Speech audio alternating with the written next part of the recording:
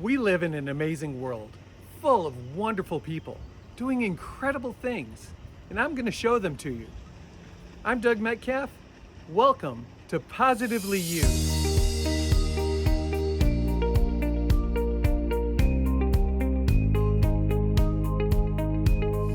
We've been beekeepers for 48 years, started back in Bloomfield, New Jersey in 1976.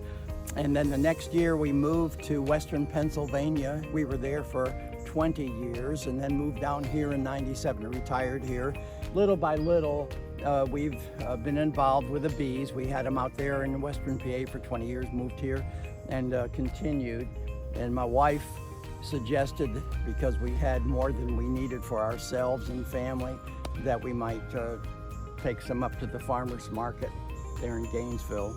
And we started doing that in 2005. Today on Positively You, we've got a ton to unpack. We're going to meet Bob and Bev Bradbury, a fantastic couple that is outliving their peers because of their organic gardening and holistic lifestyle. But also, we're going to talk to them about their honey business. That's all coming up on Positively You. Welcome to Positively You, where we talk to incredible people doing amazing things. And I think what you guys are doing is amazing. It's a great service and incredibly positive people. But the first thing that really struck me when I met you, full transparency, I'm a customer. I met you at a booth in Brazelton. And you told me your age. How old are you right now? I'm 92. 92. Yes. And we've walked around the garden. Most 92-year-olds can't walk up and down stairs in that. What's the secret? Well, number one, the Lord is very gracious.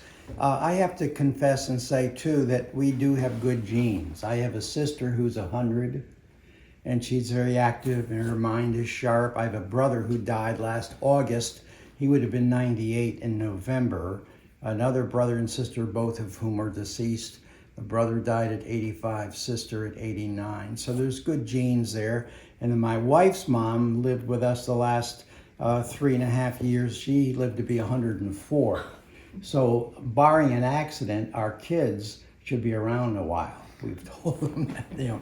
But apart from genes, and I don't minimize that importance, apart from that, we've tried to, we've been organic gardeners since 1963.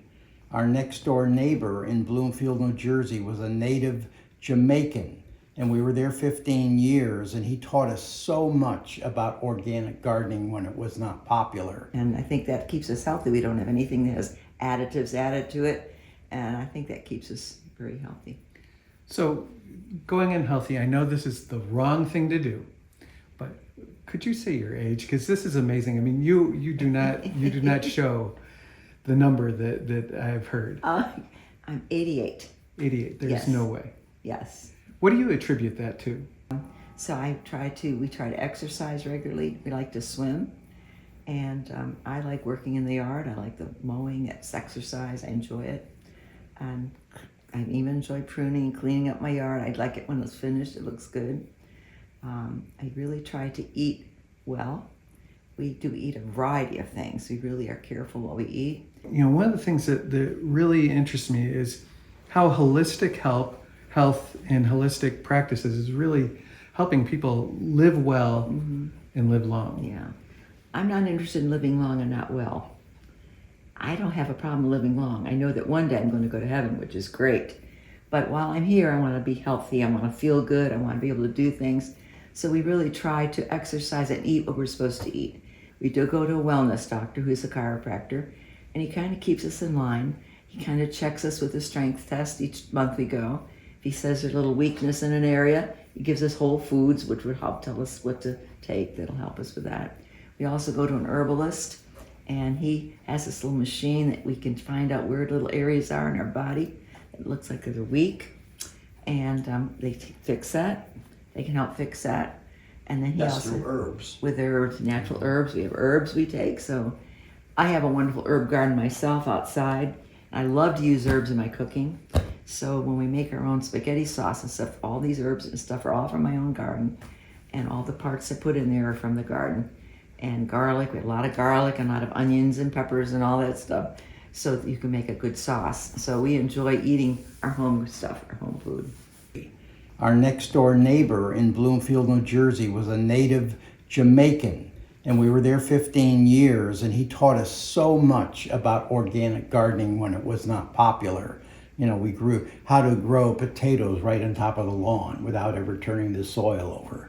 And they say that if you were marooned in an island and could only grow one veggie, that sweet potatoes would be the one to grow. It's so full of vitamins and nutrition. And so over the years, I've grown a lot of sweet potatoes, digging a ditch about 10 inches wide, 10 inches deep, an inch of wood ashes and an inch of compost, and then cover it over. And then we have kind of a mound, a raised bed, put a landscape material. We've made X's a foot apart where we put the plant in and water. And the first year I did it down here, you know, and I looked at this, it had been very successful up in Western PA for 20 years, and I don't know about this clay soil. Well, I grew it, and then when we went to harvest them, in the very first or second hill, there was one that was 11.5 pounds, a number 10 pounders and 8 pounders. On the smaller side were the 5 pounders.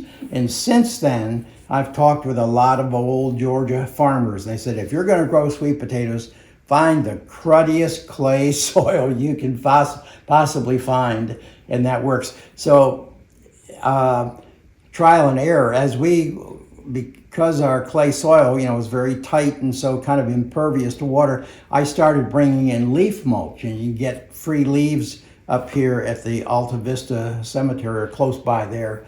And I have literally tons of leaves in our soil, and that's made it very pliable. But over the course of time, our sweet potatoes have gotten smaller and smaller. So there's something to be said about the amenities in our Georgia clay soil that really provide resources there for growing sweet potatoes. And they said, I guess I'm repeating myself, if you had only one veggie, to grow, that would be it. So we have harvested them, we've grown them, the plants ourselves, you know, from the previous year's stock, and so anyway, that's one thing. We love to grow Swiss chard, corn on the cob, a variety of squashes, both summer and winter, the habanero pepper, and those babies are got some real kick to them. And we make habanero pepper honey, as I said. I want to get back to the honey. Yeah. So tell me about kind of give me a list of the products that you guys make out of honey, and then tell me the properties that they have that are good for your health, and why it's important that people put this into their lives. The bees are an amazing insect. Of course, they've been around as long as from the first master gardeners in the Garden of Eden. And so they are composed in a given hive of one queen, several hundred drones, the males, and thousands of worker bees that are all females. Mama queen, if she's a good mama, she will lay between 1,500 and 2,000 eggs a day. And the reason that is necessary to have so many bees is the fact that during their lifetime in the summer, a worker bee will live only 28 to 42 days. And moreover, during her lifetime, one worker bee makes 1/12 of 1 teaspoon of honey. That's all. So you can imagine how many bees are necessary. They've figured it out in terms of a trip to the moon and back, like for a pint of honey. It's so astronomical. So again, you got to have a good queen who's laying her healthy eggs every day, and this is in the spring and summer and early fall, and then she shuts down. But the worker bees actually maintain a temperature of 93 degrees inside the hive year round. It's utterly by flapping their wings, and so they they only last that length of time until fall, and then they're no longer going out and scavenging for the pollen and nectar, and so then they live about five months or so before they die. They have about 17 different jobs in the course of their lifetime. Three days here and so on, doing all kinds of things. The last thing that they have on their to-do list is going out and locating nectar and coming back and pollen and giving a little sample of it.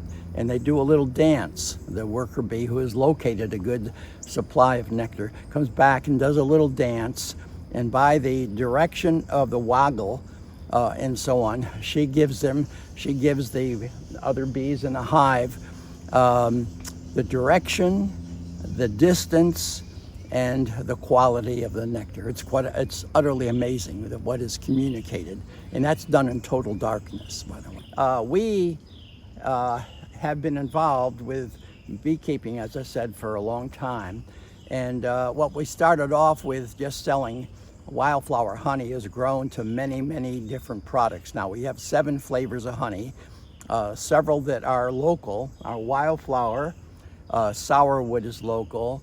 Then we use our wildflower as a base and to make lavender infused honey and habanero pepper infused honey. The habanero peppers we grow in the backyard. The lavender blossoms comes from Provence, France, and we've gotten some actually from Eastern Europe countries as well, Ukraine, for instance. Now, in addition to our honey, we also sell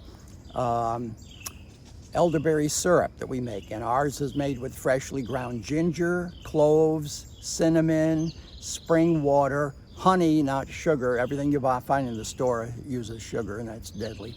And we use organically grown elderberries. While we have several elderberry bushes, we use so much that we purchase that, and we've gotten that from different sources. It's a good quality, and we sometimes will mix it with our elderberries as well.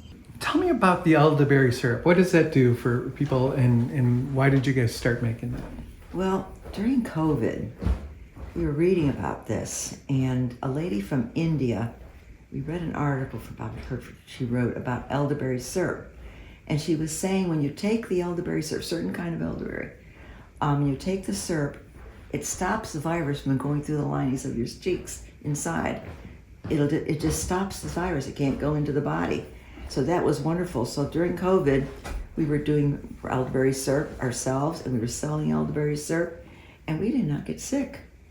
And we lived normally. We weren't big on masks, and we just lived normally. We went out about, did our own thing, and we just didn't get sick. It was wonderful. So I think the elderberry syrup has been a big help in our immune system. Let's see what else. We make lip balm. We sell bee pollen, comb honey. Bee pollen helps to lower inflammation. The comb honey helps to lower cholesterol. The research was done by Dr. Diane Hartle, Associate Professor of Pharmacology at UGA. I believe she's retired now, but this was years ago. And she discovered a property within the comb itself, which is efficacious in lowering cholesterol by 20 points. So that was a no-brainer. And what we did was take a dish, put yogurt, fresh fruit, a little granola, some walnuts, and then a cubic inch of the comb, and stir that baby up. And we had that 3 times a day. I got off a Lipitor by going that route. So we're committed as believers and as honey enthusiasts to try and deal with medical issues from a natural perspective. Like we have moisturizing cream, lavender, frankincense, or no scent. And either the frankincense or lavender, a little dab on the bottom of your feet, and 3 minutes you're in la la land counting sheep. It's people said the feet, yeah, well, medical resources tell us that's the very fast way to get stuff into your system so quickly, by going through the feet, and it works wonders. Obviously the wildflower honey is excellent for people who have allergies. And to their credit, more doctors are telling people, find yourself a local beekeeper and get on a regimen of wildflower honey. And so many who've been, they've tried the painful and expensive shots to no avail, and they've gotten on a regimen of the wildflower honey and are blown away at how effective it is. So we've got the different resources that we utilize there to help people. And another very important aspect of what we're about is trying to encourage people. In the New Testament, there are 68 passages that deal with one another. Love one another, exhort one another, pray for one another. And then it says, encourage one another daily. Why? Because we can so easily become discouraged. And so we seek to encourage people. I must confess, having been stung many times in the course of these 48 years, at 92, I don't have any arthritis. So that's a trade-off. And all kinds of benefits that come. In fact, one of the other vendors at the Flowery Branch Market last summer said, Bob, do you know the occupation of people that live the longest? I said, no. He said, well, it's beekeepers. I said, what? And I didn't believe it, and I went and Googled it, and that's what you find out. There's so many benefits, actually, as long as you're not allergic to stings, and I've been stung one occasion between 50 and 100 times, and so on. But it is utterly amazing how beekeeping, and if you go down to a hive and take the lid off and listen, if they've got a good queen, you'll hear them just nice, calm, and so on. They give off vibrations. If the queen has died or she's not doing her job, you hear there's a real husky sound, and that's one of the ways you can normally tell if the hive is queenless, if she's lost her queen. So that's just a little bit. So much. So you had a, I want to go back to the challenges you're having, because that's I know my brother, he keeps bees, and a lot of people who keep bees have had similar challenges over the last several years. I mean, between it's fungus, I guess they're bringing in, and then also the glyphosate and things like that people are using in their gardens. Yeah. So can I talk maybe about that? Yeah, well, there's so many different adversaries today that we didn't have to deal with before. Yeah, there's the mites that came over when we were in Bloomfield, New Jersey, and that was between 62, we moved from there to Aliquippa, PA. We were there from 77 to 97. And in the mid 80s, I remember going to a meeting with other beekeepers, and there was one fellow there who was a commercial beekeeper, had something like 350 hives and lost all of them overnight, over a very, very brief time. And it was at that point that these varroa mites and tracheal mites, but primarily the varroa mites, had made their entrance into the States, and we were dealing now with a very deadly source there that we have to treat every year in order to keep our hives alive. I have up here on a ladder a bunch of honey supers from which I will be extracting propolis. That's another product that we get from the bees. And the propolis is something that they use to plug up holes and so on. So it's their glue. And we harvest it, mix it with 190 proof alcohol, and we have it in two formats. A spray form that will knock out a sore throat in a couple hours, goes after canker sores, cold sores, anything around the throat, mouth, lips, or nose. And it's got a little bit of a peppermint essential oil and honey in it, so it can easily be used with children. They don't have a problem. The other is the tincture, and that's very powerful. It has all kinds of applications. I've got a picture of my son-in-law with a deep cut here. His wife, our daughter, took him to the ER, and the doctor said he was trying to retrieve a splinter that was in there and got sidetracked. He said, you need hand surgery, but your blood pressure is off the charts. Well, we had already made arrangements to go out to the southwest, leaving the next day. So we went, and he began putting 2 drops of the tincture, the propolis tincture, on this open wound. He has a high tolerance for pain. Remember, made with 190 proof alcohol. And in a matter of days, this thing healed up.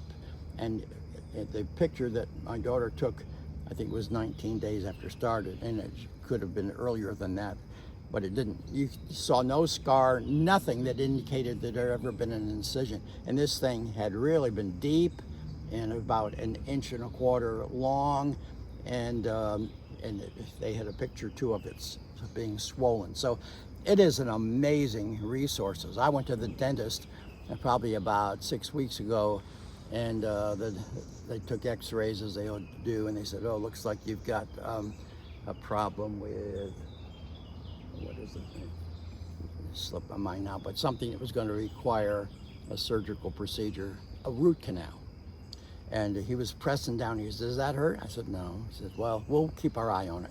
Well, I came home, and a couple days later, it began to show some signs of pain, and I started putting propolis tincture, just let it sit in there, and a couple days later, the pain had gone away. So I'm using it periodically, so when I go back, I'm fully expecting to hear a different story, because one of the benefits of the propolis is indeed with dealing with teeth and helping to protect against cavities and that kind of thing. But other factors that we have to deal with now that we didn't have to, in addition to the mites, and that's a serious one, things like 7 are sold out there, and the last time I checked, there was no warning on the passage, on the back label of any kind of toxicity. And I called the 800 number. I said, can you tell me whether this product 7 is injurious to bees? They said, just a minute. And guy came back, he said, yes, it is toxic to bees. I said, how come you don't give any warning to the public? They're using it thinking it's perfectly safe.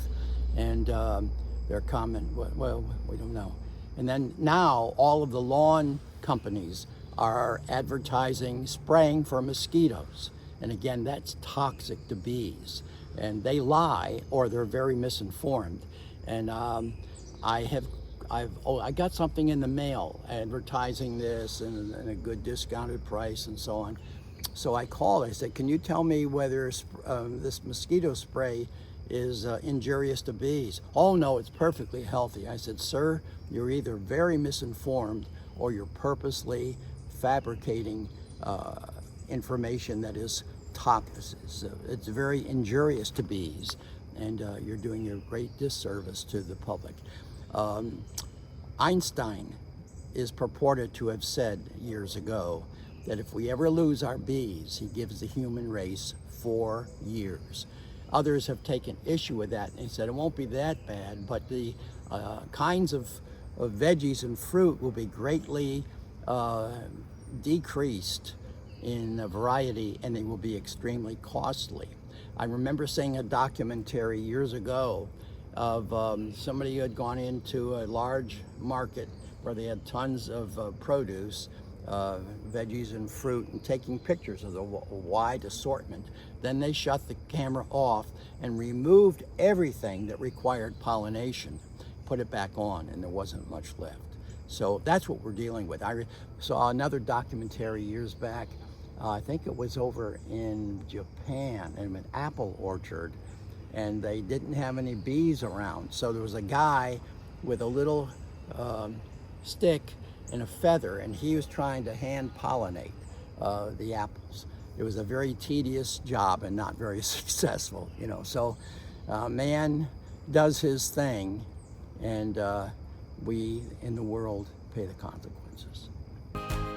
Wow, what great examples of what living a holistic and positive lifestyle will do to help you stay active and keep your mind active even into your senior years. That's the kind of stories we're going to bring up every week here on Positively You. I hope you're looking forward to next week, because I know I am. Until then, I'm Doug Metcalf. Stay positive.